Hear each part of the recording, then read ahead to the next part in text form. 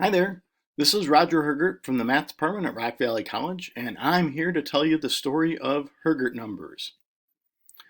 So, in the summer of 1994, I was teaching calculus for the first time and using the book by Ron Larson. And in section 3.1 of the book, the first derivative applications, they talked about critical numbers, where the first derivative is zero and undefined as the potential maximums or minimums, with the theorem that uh, if you're a maximum or minimum, then you have to be a critical number. Okay, so then a few days later, we're talking about concavity, and it's essentially the same thing.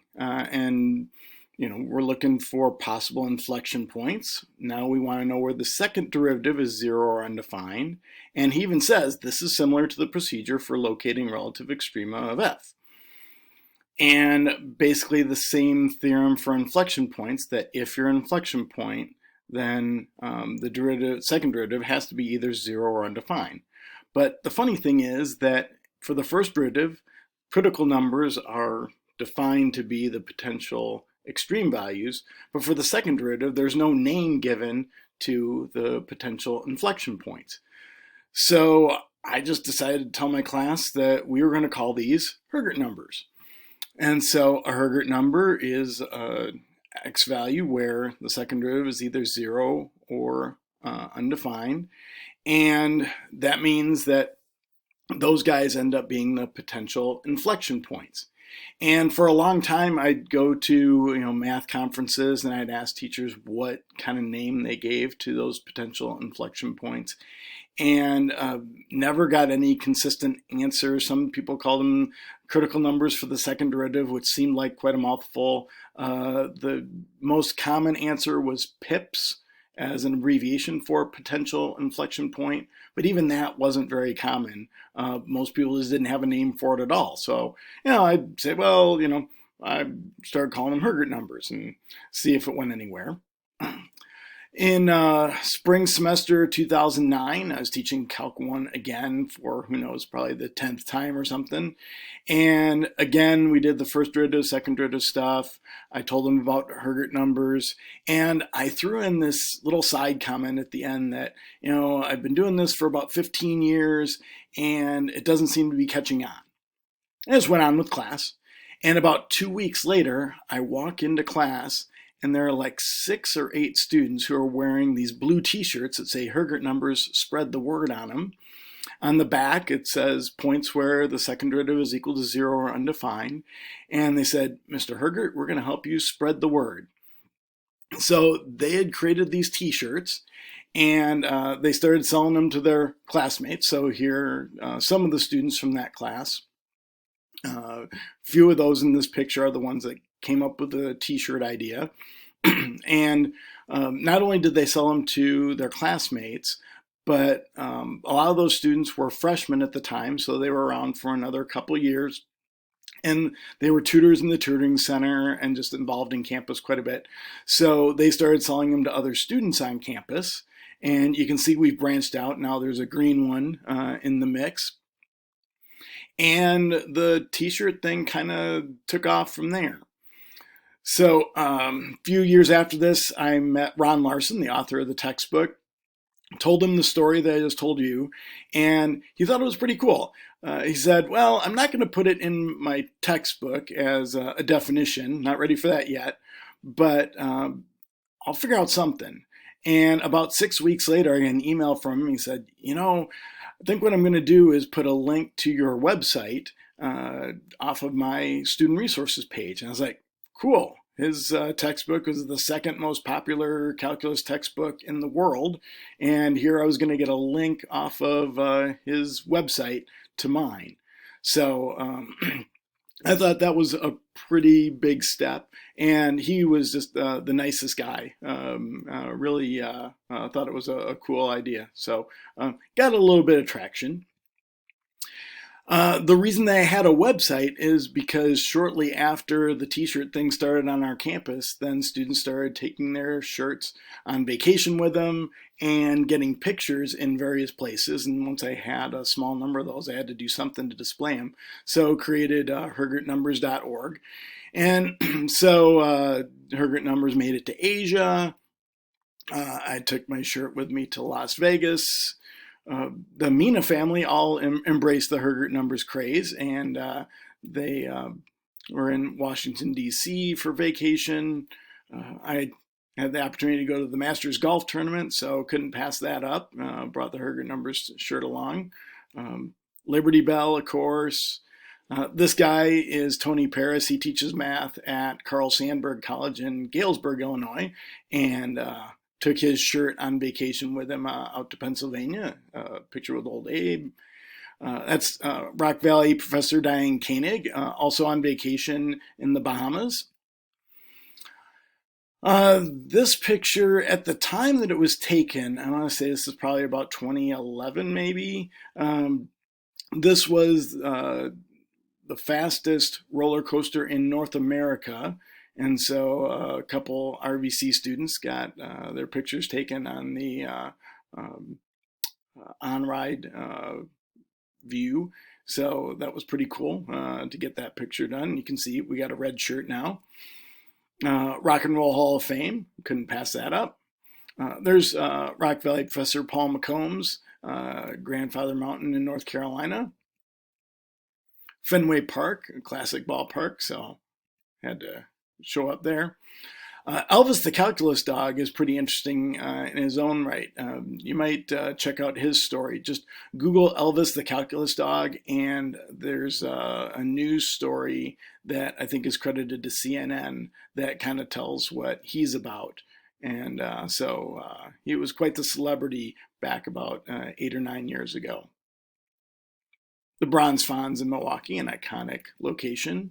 That's my wife with her orange Hergert numbers shirt on vacation in Florida.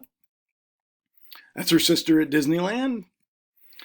This guy was not a Rock Valley student at all. I never met him. He was the student of a guy that heard about Hergert numbers and started talking about it in class and encouraging his students to email me to get t-shirts. So I think this particular student is either from Waubonsie Community College or College of DuPage. Both those are in the Chicago suburbs. And so this guy had emailed me. I mailed him a shirt, and he's in the Baja Peninsula of Mexico. And then also in India. My sister-in-law again, New York City this time. The Hergert numbers even made it to Stillman Valley High School, and you can see they got quite creative with their shirt colors. We got some yellow, we got some pink, purple, red, and a classic blue in the back there. Of course, the Ice Bucket Challenge, had to do that with the Hergert number shirt on. Dr. McCombs again at Niagara Falls. Grand Ole Opry. There I am at bike event in Chicago that had about 22,000 participants. So sporting the Hergert numbers shirt there. You got to have the Hergert numbers at the Museum of Math in New York City. On vacation out west at Alcatraz. That's a part-time Rock Valley teacher with her fiance. The Continental Divide. New Orleans. The West Coast again, up in Oregon. Back to Asia for the Great Wall of China. That's the same guy that was in India. Tanya Severing, a former RVC employee, took her shirt to Epcot. Check off another continent down in Australia, Elizabeth Mina and her purple Hergert number shirt with a koala. RVC math professor Rob Clark out in the water in his kayak on Victoria Lake in South Beloit. And this one from the summer of 2019 at Hoover Dam. So there are even more pictures than that, but kind of didn't want to make this too long. But not only are there t-shirts, but once the t-shirt thing kind of hit, then started collecting other Hergert numbers items. So that same class that created the t-shirts, later that semester, there was an event on campus that was making Frisbees. And so they colored this Frisbee and then put Hergert numbers rock on it. And that actually hung on the wall in the math department in CL2 for about 2 years. For my birthday, they got me a Hergert numbers baseball cap, which has also been on vacation many times. Apple was offering free engraving on iPods years ago, and I thought, what could I put on my iPod? And then it came to me. Hergert numbers, spread the word, of course. My wife has an extensive bobblehead collection and wouldn't be complete without a Hergert numbers bobblehead. That was my birthday cake one year. 2 of the students from that original class ended up getting married, and it's Josh and Rachel. Rachel is to the right of me in this picture, and Josh is just behind me, upper right. So Josh and Rachel were kind enough to invite me to their wedding, so I declared that the first Hergert numbers wedding. They had a baby, and so one of the other students from class got them this bib, so we've got a Hergert numbers baby now. Another wedding, not from that class, but a few years later, a couple students from another calculus class got married, invited me to the wedding, so we deemed that the second Hergert numbers wedding. And, just to kind of wrap up, the t-shirts and the bobbleheads and the Frisbees and all that stuff are, they're fun. But I always tell students, if you really want to help spread the word about Hergert numbers, the best way to do that is to grow up, become a math teacher, and start using Hergert numbers in your class when you're teaching calculus. And that's how this will really spread. So take that into consideration. If you want to see more Hergert numbers pictures, go to hergertnumbers.org. Also, if you're interested in a t-shirt, tell me a size, a color, and and $10, and you can get your own Hergert numbers shirt.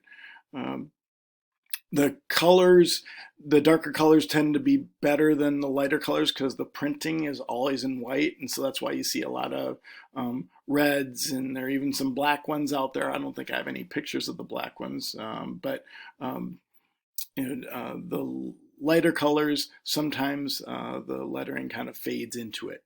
So anyway, if you're interested, hit me up on email, and maybe you can help me spread the word. So thanks for listening,